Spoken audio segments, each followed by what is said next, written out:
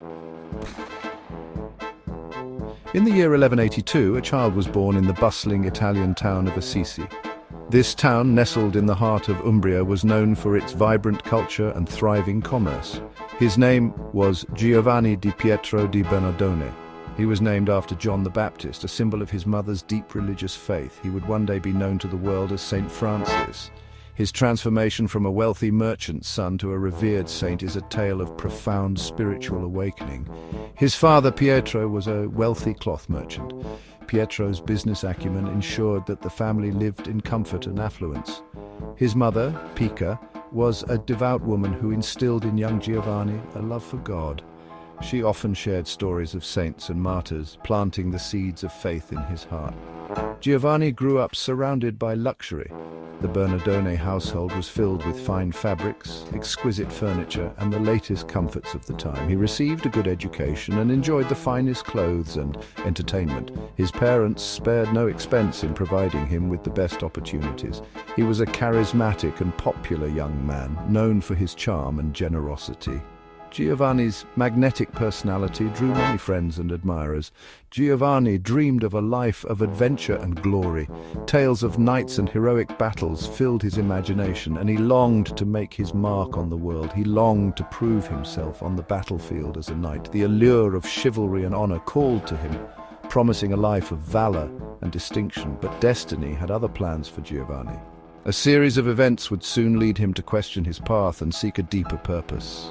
His life would take a very different path, a path that would require him to turn away from the wealth and comfort he had known. It would be a path of humility, compassion, and love. Giovanni would come to dedicate his life to serving the poor and the downtrodden, a path that would lead him not to earthly glory but to sainthood. His journey would inspire countless others to follow in his footsteps, embracing a life of simplicity and devotion. War was a constant presence in medieval Italy. City-states battled for power and prestige. Young men like Giovanni were raised on tales of battlefield valor. They yearned for the chance to prove their courage and win honor for themselves and their families. Giovanni was no different. He was captivated by the romance of chivalry. He longed to ride into battle, sword in hand. He imagined himself a valiant knight, defending the innocent and vanquishing the wicked. Giovanni got his chance to prove himself when Assisi went to war with its rival Perugia. Full of youthful zeal, he eagerly joined the ranks of Assisi's soldiers. The reality of war, however, proved to be far different from the romantic ideal he had envisioned. The clash between Assisi and Perugia was brutal. Both sides fought fiercely, with neither willing to yield an inch of ground. The air was thick with the sounds of clashing swords, the cries of the wounded and the shouts of commanders rallying their troops. The battlefield was a scene of carnage and despair. Bodies lay strewn across the ground, and the once green fields were now stained with blood. Smoke hung heavy in the air, obscuring the sun and casting a pall over the land. Gone was the romantic ideal that had so captivated Giovanni's imagination. The tales of chivalry and honor he had grown up with seemed distant and hollow in the face of such overwhelming loss and suffering. In its place was the grim reality of suffering and death. The faces of the fallen haunted him, their eyes staring blankly into the void. The cries of the wounded echoed in his ears, a constant reminder of the cost of war. During the battle, Giovanni was captured and imprisoned. His dreams of glory shattered. He found himself in chains, led away from the battlefield he had once charged onto with such fervor.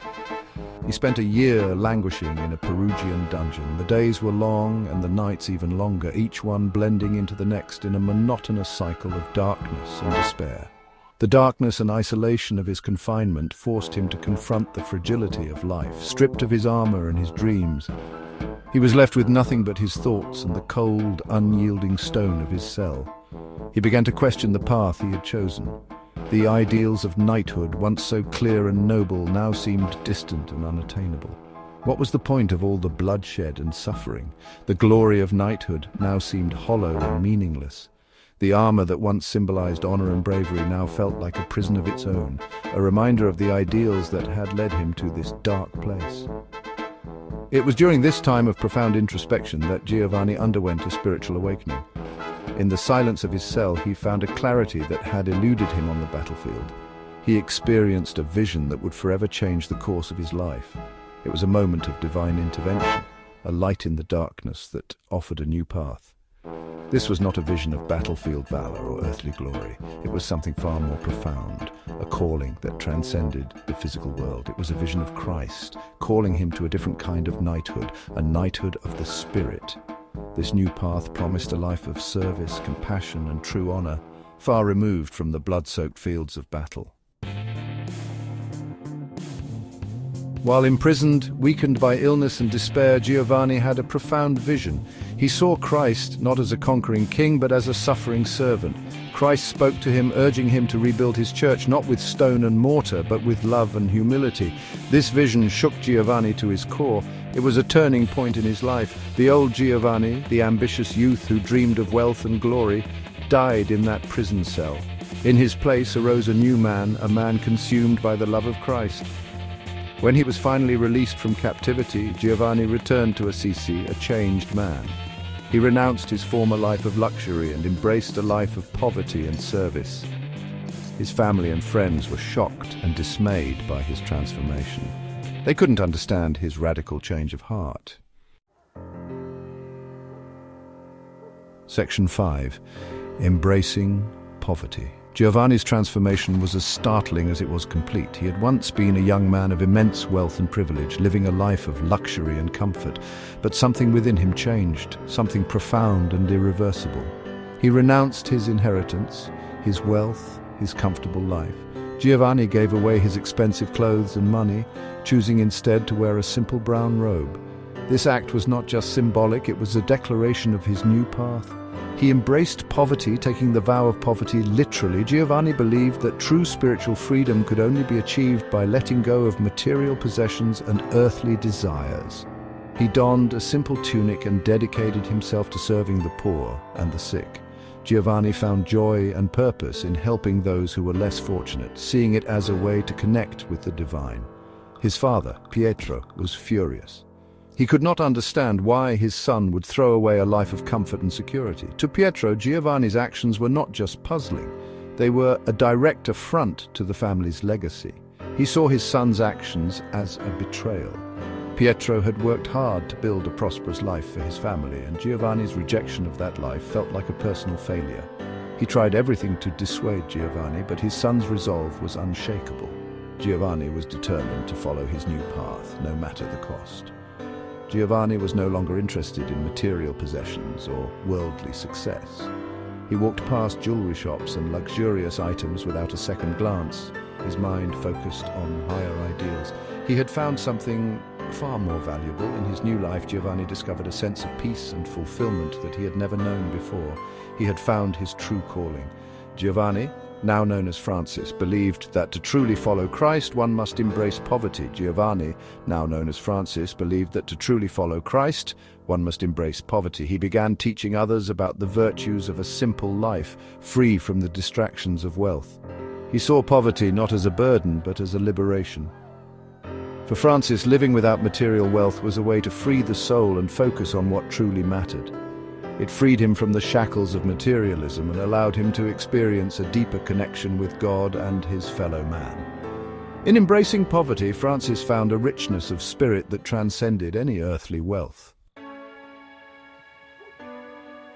Section 6.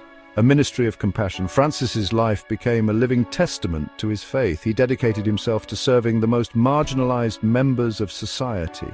He felt a particular kinship with the lepers, who were shunned and feared by most. He saw Christ in the eyes of the lepers. He tended to their wounds, comforted them in their suffering, and treated them with the dignity and respect they deserved.